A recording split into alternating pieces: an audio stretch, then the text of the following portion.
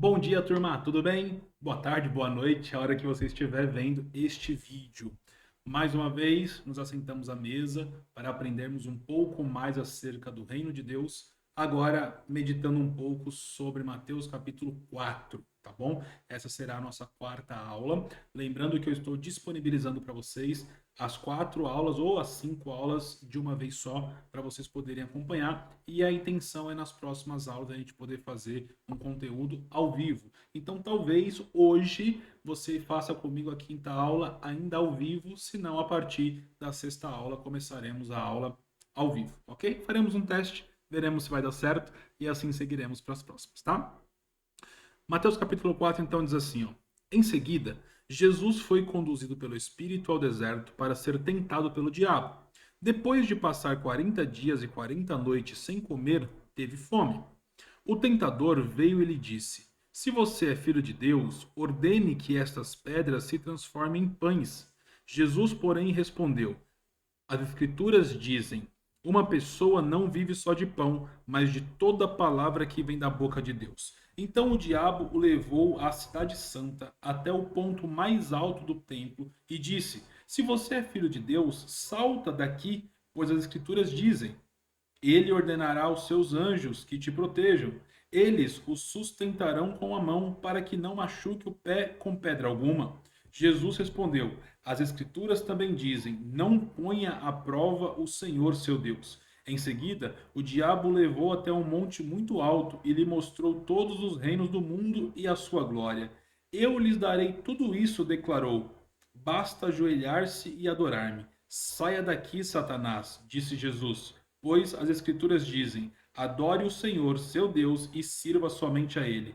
Então o diabo foi embora, e anjos vieram e serviram a Jesus. Quando Jesus soube que João havia sido preso, voltou a Galiléia, saindo de Nazaré, mudou-se para Cafarnaum, junto ao mar da Galiléia, na região de Zebulon e Naphtali. Cumpriu-se desse modo o que foi dito por meio do profeta Isaías. Na terra de Zebulon e Naphtali, junto ao mar, além do rio Jordão, na Galiléia, onde vivem tantos gentios, o povo que vivia na escuridão viu uma grande luz. E sobre os que viviam na terra, onde a morte lança sua sombra, uma luz brilhou. A partir de então, Jesus começou a anunciar sua mensagem: Arrependam-se, pois o reino dos céus está próximo.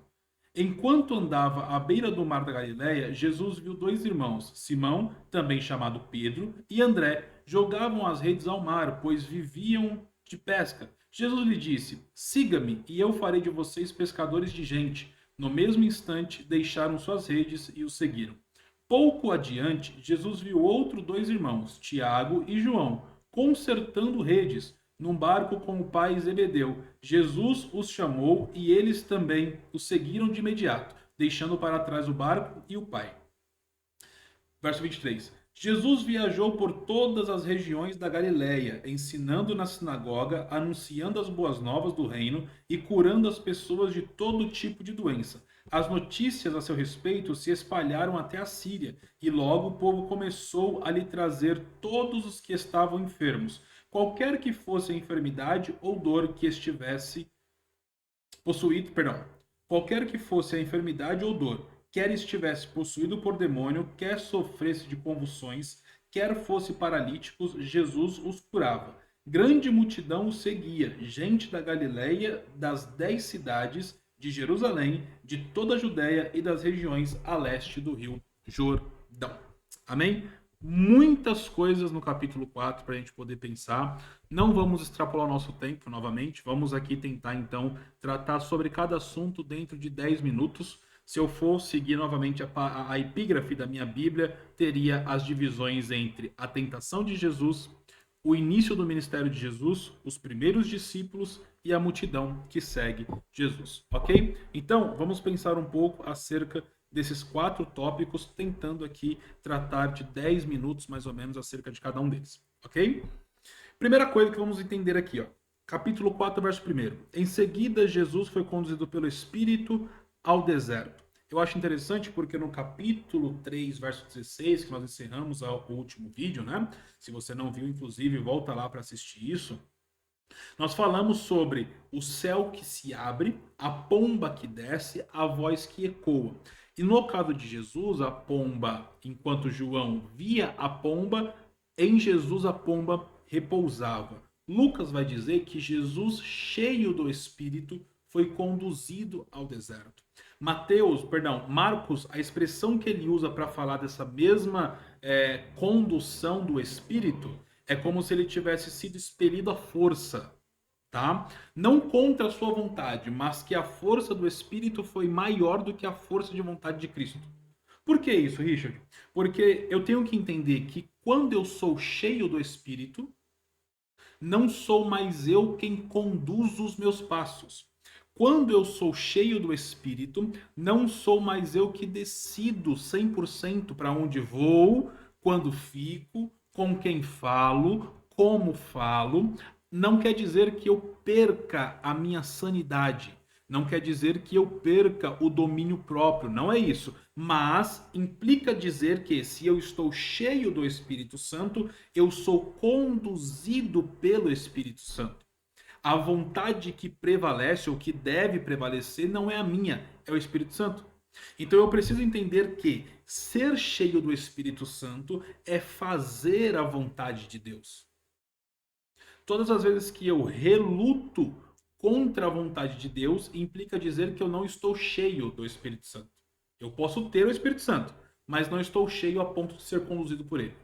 Então, toda vez que existe uma grande resistência da minha parte para fazer a vontade de Deus, significa que eu ainda tenho domínio demais sobre aquilo que o Espírito Santo deveria conduzir. E aí, novamente, nossas aulas são práticas e aplicáveis. Como está a nossa condução pelo Espírito em nossas vidas hoje em dia? Será que nós estamos realmente deixando o Espírito nos conduzir ou será que nós estamos relutando contra ele? E detalhe, na maioria das vezes o Espírito me leva a lugares que eu não quero ir para ter encontro com quem eu não quero ter. Olha o texto. Jesus foi levado ao deserto, um lugar que ninguém quer ir, ainda mais se a gente contextualizar para a aplicação das nossas vidas hoje em dia, né, no contexto atual, onde falar de deserto significa realmente falar de situações complicadas, situações adversas, de lutas e etc. Então, o Espírito conduz ao deserto para ter um encontro com o diabo, com o tentador. Percebe isso? E Jesus foi levado para o deserto para ser tentado pelo diabo. Eu não posso deixar de entender isso aqui. Mateus escreveu isso. Ó. Em seguida, Jesus foi conduzido pelo Espírito, porque o Espírito já encheu ele, então ele está sendo conduzido pelo Espírito, ao deserto para ser tentado pelo diabo. Então ele foi para o deserto para ser tentado. Porque essa tentação é que vai validar o início do ministério de Jesus. Ó que loucura!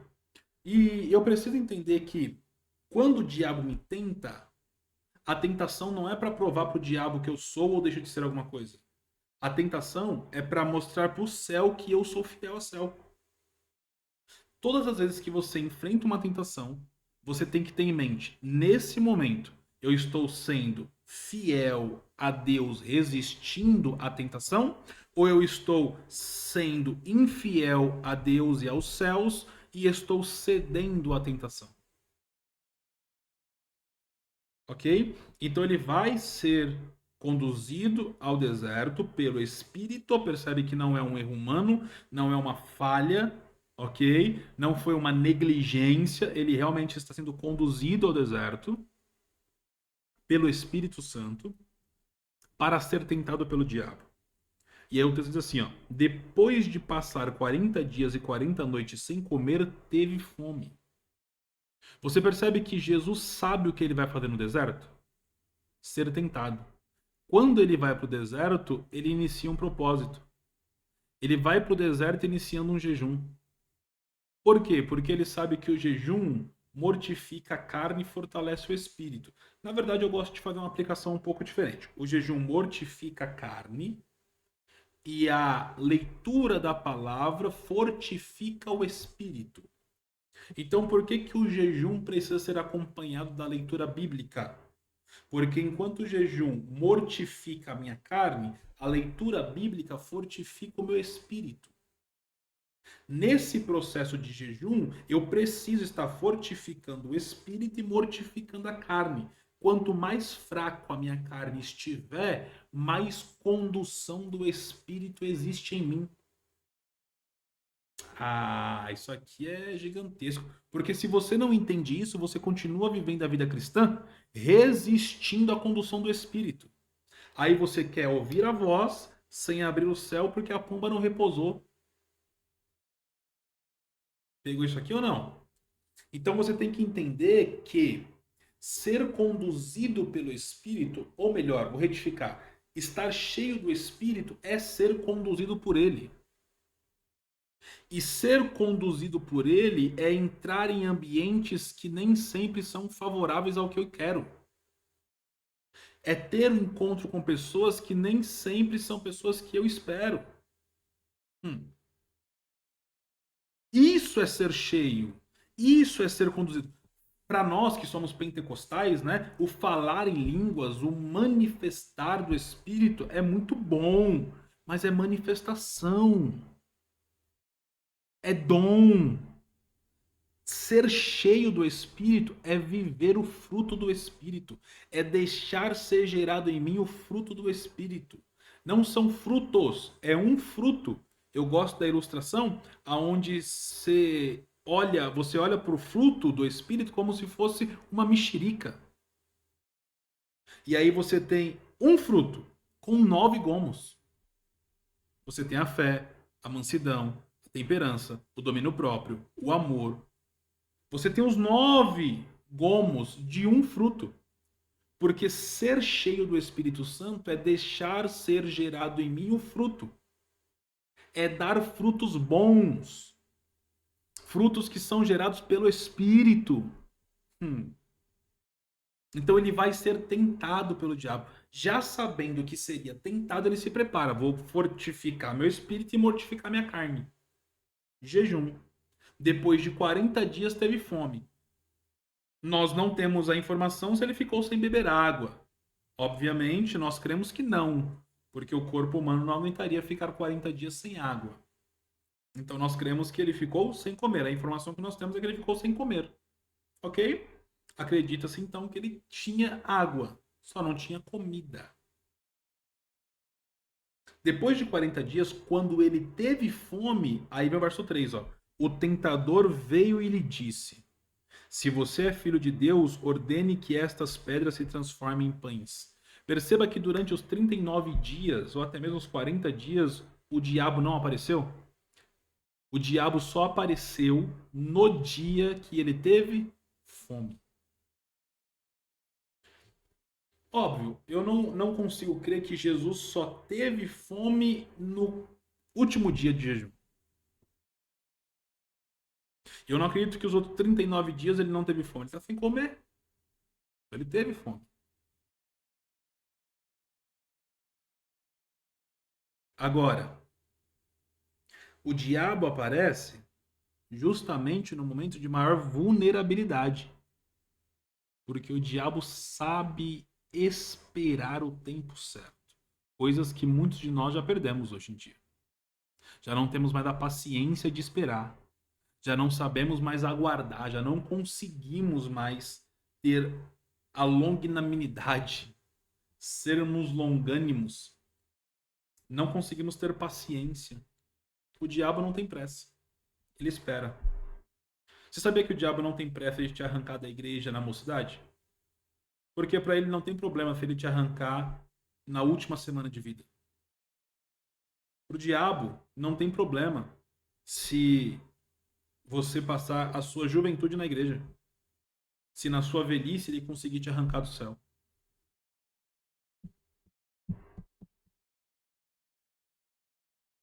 Hum. Óbvio que a investida dele vem em todas as áreas, em todas as idades, em todos os momentos. O que eu estou te dizendo é que ele não tem pressa. Se ele não conseguir te arrancar na adolescência, ele vai tentar na juventude. Se ele não conseguir na juventude, ele vai tentar na fase adulta. Se ele não conseguir na fase adulta, ele vai te esperar na velhice. E na velhice ele vai tentar de novo. Não é porque a gente fica velho que o diabo deixa de tentar a gente.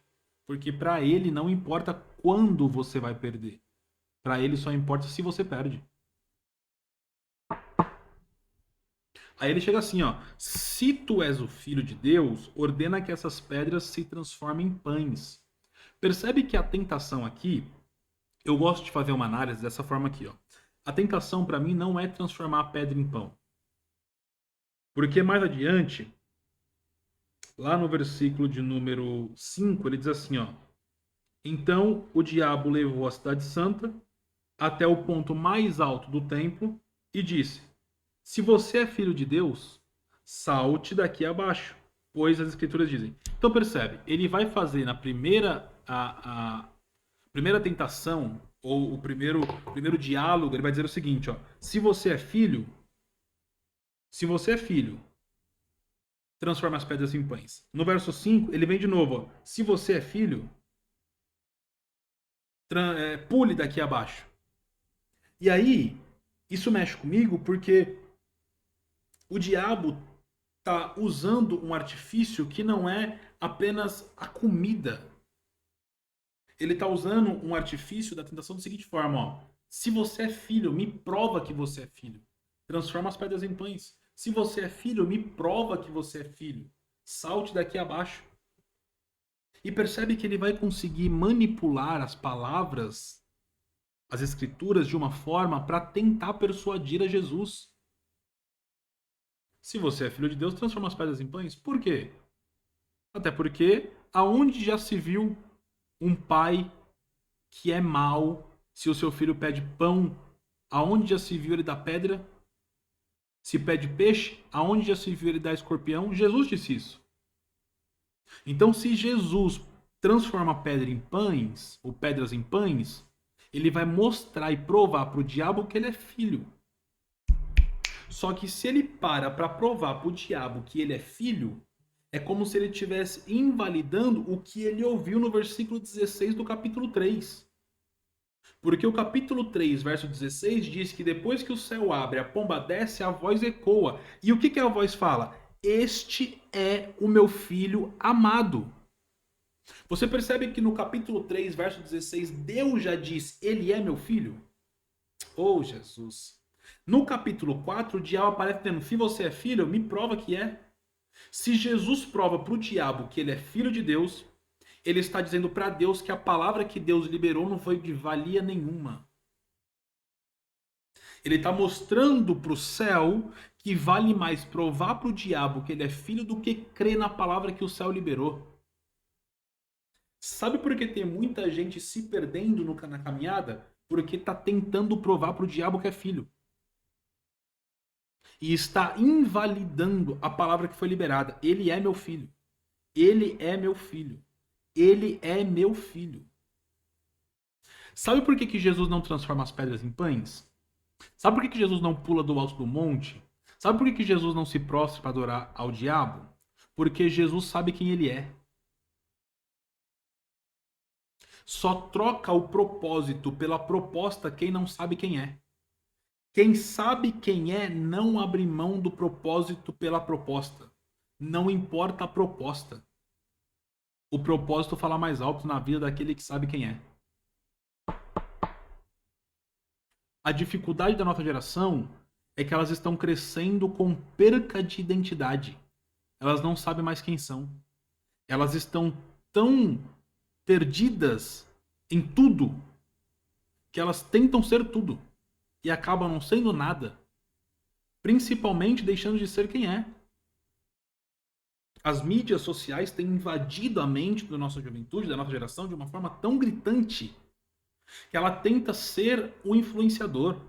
Ela tenta parecer com um jogador de futebol. Ela tenta parecer com aquela pessoa da mídia. Ela tenta mostrar uma vida que ela não vive. Por quê? Perca de identidade. Ela é capaz de abrir mão do propósito só para ter uma proposta ativada. Só para ganhar mais like. Só para ganhar mais seguidores. Só para ganhar mais comentários. Só para ter mais elogios. Só para ter mais aceitação. Quem busca aceitação é porque não entendeu para que foi chamado. Quem foi chamado não busca aceitação. Quem foi chamado vive a vocação e a vocação te atrai quem precisa ser atraído. Olha para João Batista no deserto.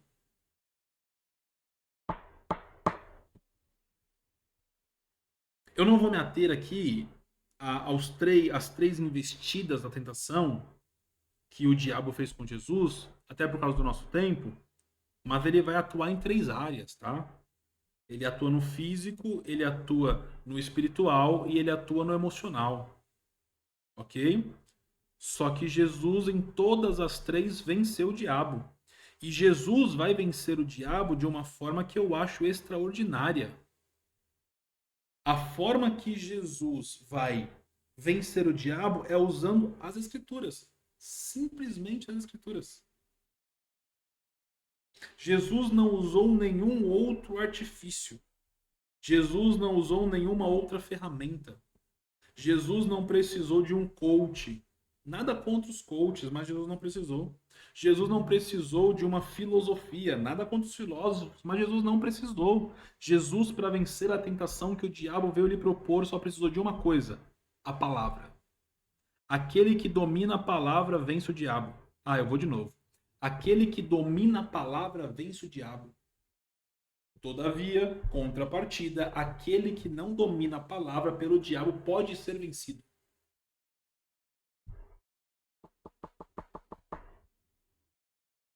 Então, na última investida do diabo, ele vai dizer o seguinte: eu posso te dar todo o reino, se você prostrado me adorar. Só que Jesus já sabe que no sacrifício da cruz ele vai tomar de volta aquilo que o diabo acha que é dono. Então Jesus não vai se prostrar porque ele sabe o que você está me oferecendo não é seu, diabo. Sabe a falsa ilusão que o diabo oferece à nova geração? Como sendo livres, como sendo pertencedores de si mesmos, donos da sua própria vida, sem ter preocupação com o futuro, com amanhã, é uma falsa liberdade. É um falso domínio. É uma falsa conquista. Porque tem muita gente abraçando a proposta que o diabo está fazendo. Me adora, se prostra perante mim, que eu te dou as nações. Se prostra perante mim, que eu te faço ser livre. Hum. Ah, meu Deus do céu. E Jesus dá uma resposta final. Saia daqui, Satanás, disse Jesus.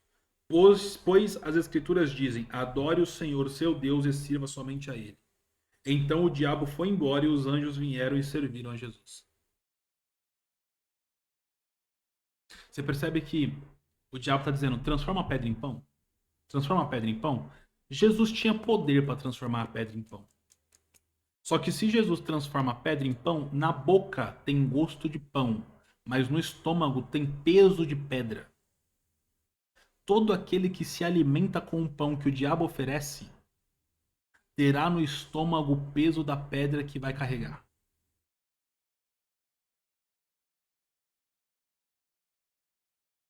Hum.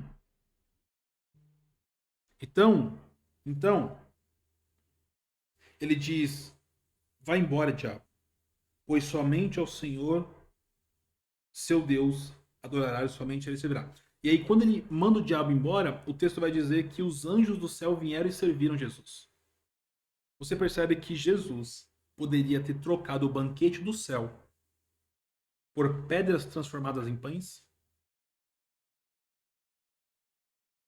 Até quando você vai ficar trocando o banquete que o céu tem para você por pedras que o diabo tem te oferecido? E aí você tem que entender a sua realidade hoje e enxergar as pedras que o diabo tem me oferecido. É o meu relacionamento? É o meu trabalho? São as propostas? São os acordos? São as alianças? São as amizades? Quais são essas pedras?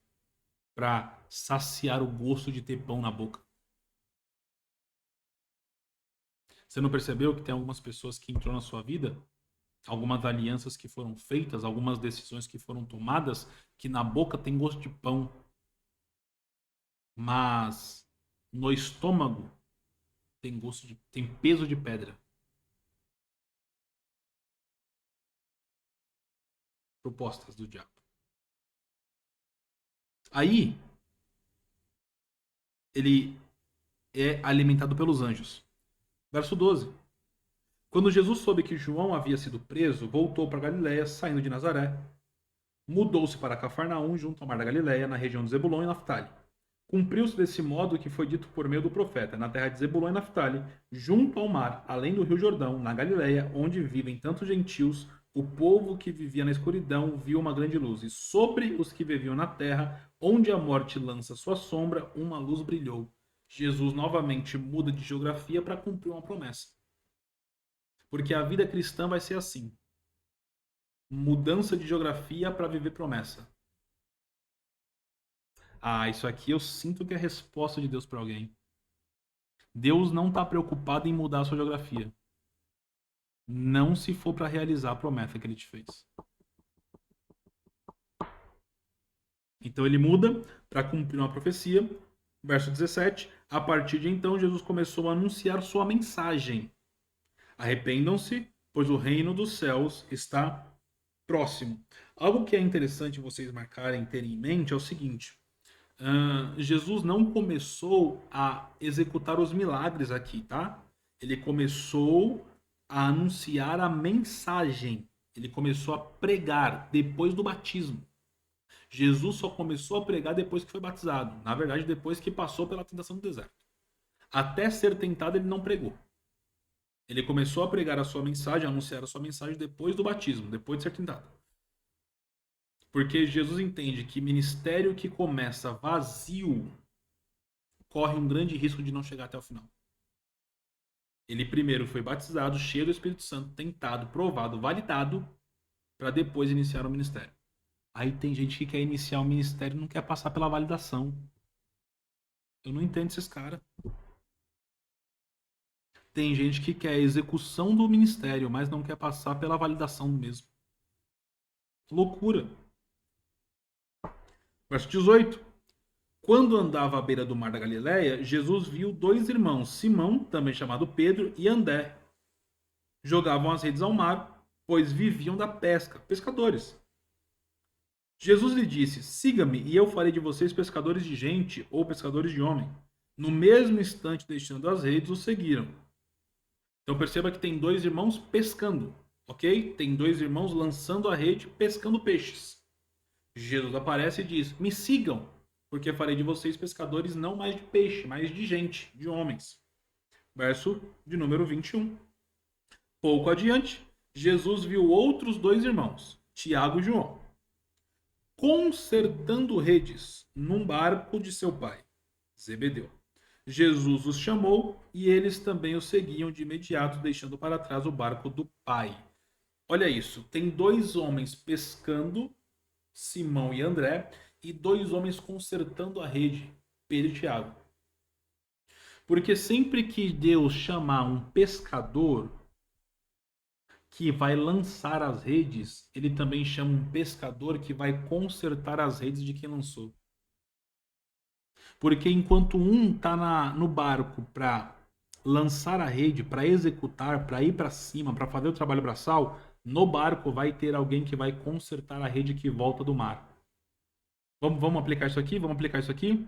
Enquanto tem gente que vai descer para as batalhas, enquanto tem gente que vai enfrentar as guerras, enquanto tem gente que vai descer na oração, no jejum, na consagração, vai buscar por ele, por alguém, vai ter alguém no barco que vai consertar esse alguém que foi para o campo.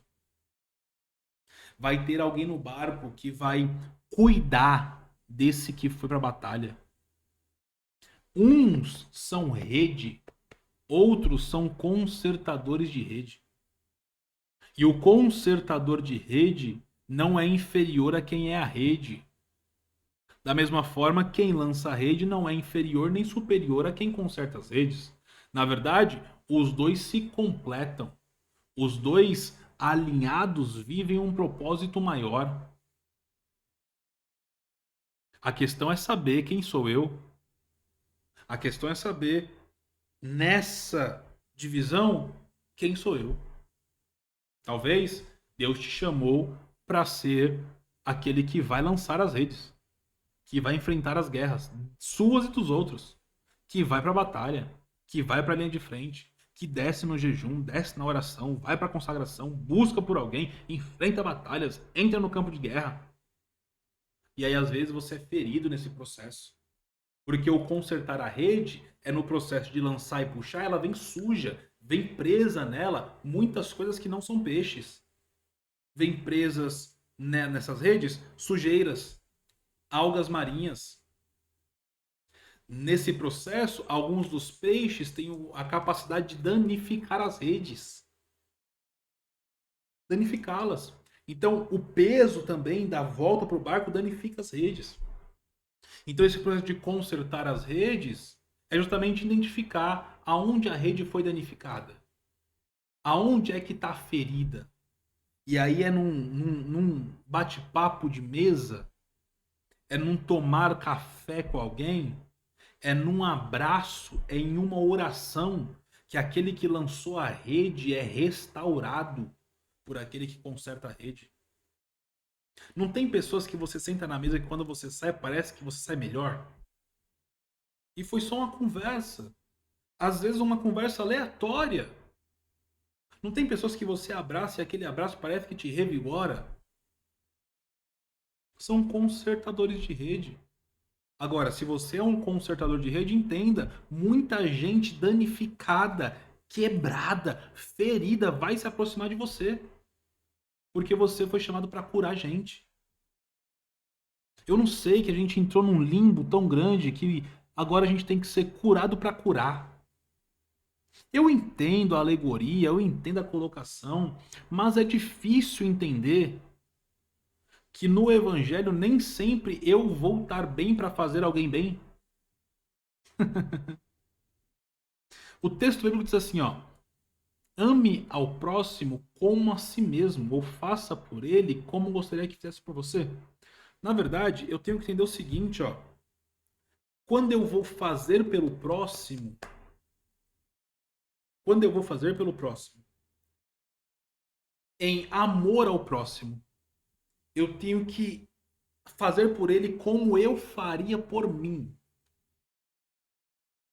O que eu gostaria que fizesse por mim. O que eu gostaria que. Como eu gostaria que cuidassem de mim. Como eu gostaria que me abraçassem. Como eu gostaria que me socorressem. Ame o próximo como a si mesmo. Isso é violento demais, porque às vezes eu não consigo amar o próximo, não é por raiva do próximo, é porque eu não me amo. Quando eu não consigo me amar, eu sou incapaz de amar alguém. Richard, isso não é ferida emocional? Depende. Porque eu preciso entender que o evangelho exige desgaste. E às vezes eu fui chamado para ser o cara que vai para batalha, para o campo de guerra, e eu vou me desgastar. E às vezes esse cara, essa mulher que vai para o campo de guerra, vai para o desgaste, ele não tem a forma correta de aconselhar, de acolher, de abraçar, porque ele é do campo de guerra. Ele é da batalha, ele é mais duro nas palavras. Contrapartida, o acolhedor, aquele que é o consertador de redes, muitas das vezes ele não sabe para o campo de guerra. Mas ele sabe sentar na mesa com aquele que vai para o campo, e quando se assenta na mesa, aquele que foi para o campo é revigorado por ele que está na mesa. Eu tenho que entender que, às vezes, existe um equilíbrio que eu não estou vendo, e eu quero que pessoas ajam como eu tenho que agir. Ou eu quero agir como pessoas agem, sendo que nós somos chamados para fazer coisas diferentes. Aleluia! Coloca na sua cabeça hoje que você precisa manifestar aquilo que você foi chamado para fazer. Se é pescador, vá pescar. Se é consertador de rede, tenha paciência com quem chega ferido perto de você. Já gastamos aqui 34 minutos. Eu tenho 6 minutos para fechar isso aqui. Verso 23. Jesus viajou por toda a Galiléia, ensinando na sinagoga, anunciando as boas novas do reino e curando as pessoas de todo tipo de doença. As notícias a seu respeito espalharam até a Síria, e logo o povo começou a trazer todos os que estavam enfermos, qualquer que fosse a enfermidade ou dor, que estivessem possuídos por demônios, quer sofressem convulsões, quer fossem paralíticos, Jesus os curava. Grandes multidões os seguiam. Gente da Galiléia, das 10 cidades, que é a Decápolis, tá? De Jerusalém, de toda a Judéia e da região leste do Rio Jordão. Decápolis é um conglomerado de 10 cidades, tá bom?